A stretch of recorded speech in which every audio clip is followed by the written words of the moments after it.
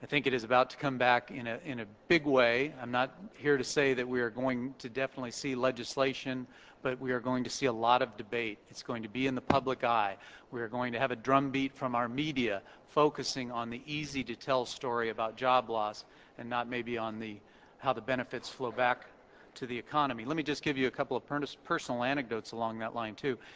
Almost every single member of Congress at this point could tell you that we are only going to graduate about 70,000 engineers, and India is going to be this, and China is going to be this, and therefore that trend line, we're going to be buried in their view.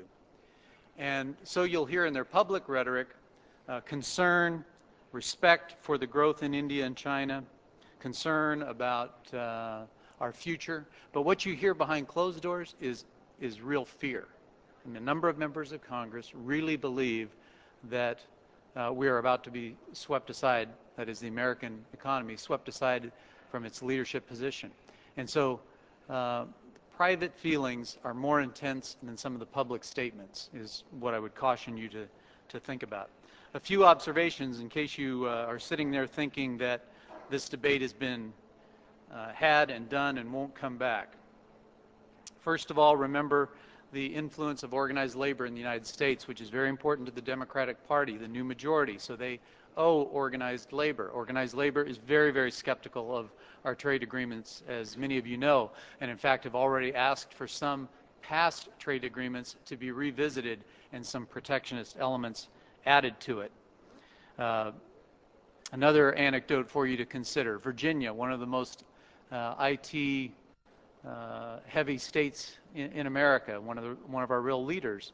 Their recently elected new U.S. Senator was chosen to give the response to President Bush's State of the Union address, and in that he highlighted this kind of same John Edwards notion of two Americas and talked about the loss of white-collar jobs in America and that we have to worry about trade policy. Another data point for you. In the last legislative session, at the state level, 190 different bills were introduced. 42 of our 50 states saw legislation introduced to prevent or restrict work from being performed overseas. Only 2 of those were passed, but that sentiment probably has increased for this next session. A number of those would propose, for instance, to restrict the flow of data overseas based on privacy concerns, an issue that you know well. Already this year, again in Virginia, a bill was introduced saying that if you are going to bid on government procurement jobs, you must divulge, the bill proposes that you would have to divulge whether or not any of that work might end up going overseas, and if so, how much. Presumably that would affect the decision on who won the contract.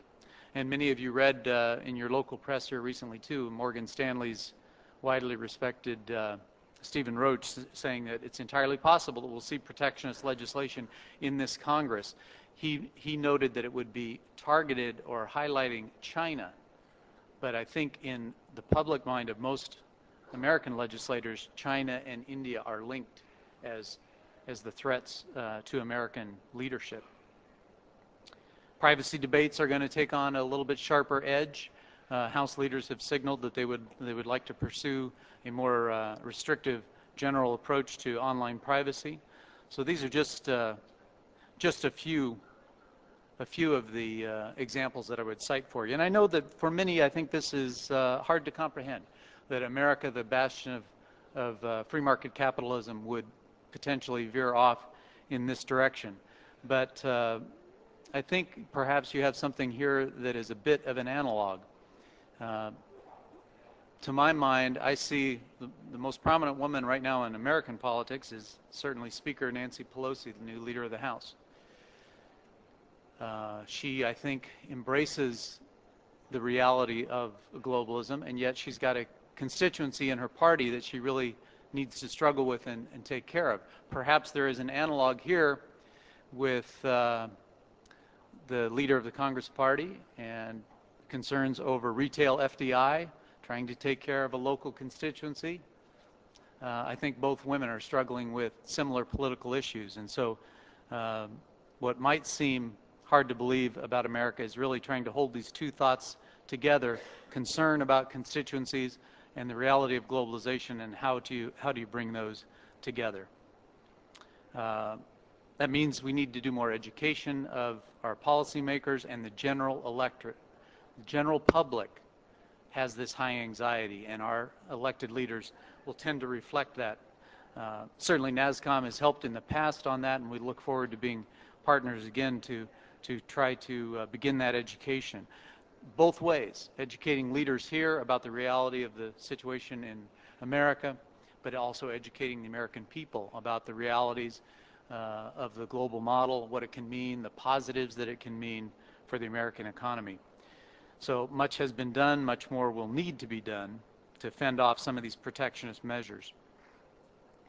I think there are some things that we need to think about doing together in partnership between our two organizations too, to address some of these things. I think it's important to show that from an Indian perspective, the leaders of this industry here, that you understand your customers' concerns, and thinking of America as your customer in this example, and that your customers' concerns should be your concerns. One great concern that we have right now in America is about our own workforce pipeline. Not enough people choosing technical majors and degrees and technical professions. So would it be in the long run interests for us to form a partnership there, where indeed some of the leading companies here in India are helping America address that problem? Indeed, it's your problem too, because many of your leading companies are coming to hire more Americans and can't find the talent there. So that might be an area to work together, and then our policy leaders see us in partnership trying to solve one of the big issues of America. That gives you the political standing, the bona fides, to discuss the global model with a policymaker who may not believe you. Jack Kemp, one-time presidential nominee and longtime member of the House, loves to say, people don't care what you think until they think you care. And I guess that's what I'm trying to say, is when you show that you care about your customers' concerns, then they're willing to listen to what you think. There are other issues between our two countries that we'll continue to work on. I think it's important that India proceed toward the government procurement agreement. You've got your IT Act, which is very important to a number of countries and companies in both countries that we'll need to have open discussion about, and so forth. But I think that the overriding issue right now is the changing political environment in the U.S. and what we can do together to talk to American leaders, policymakers, about the realities, but also address their concerns. As you would in any political situation, any political relationship, you try to understand the concerns of the other person across the table, address some of those, so that then you can have a discussion about other issues that you may not agree on. I believe ultimately, as I know everyone probably in this room does, that ultimately the facts and the data are all on our side, that the benefits of globalization, of work, efficiency, which allows you to make a profit, which allows you to invest in the next innovation, all those are of greater import and value than the focus that you may see listening to some of the media in America about job loss. But we have to tell that story, and you have to have good standing before you tell that story. With that, let me say we've come a long way. I'm thrilled to be working with you and look forward to going a long way together in the future in defense of the global model and defense of opportunity and innovation in both of our countries. And I'm thrilled to have the opportunity to work with you on that. And now let me stop talking and see if there aren't some questions we can respond to. Thank you.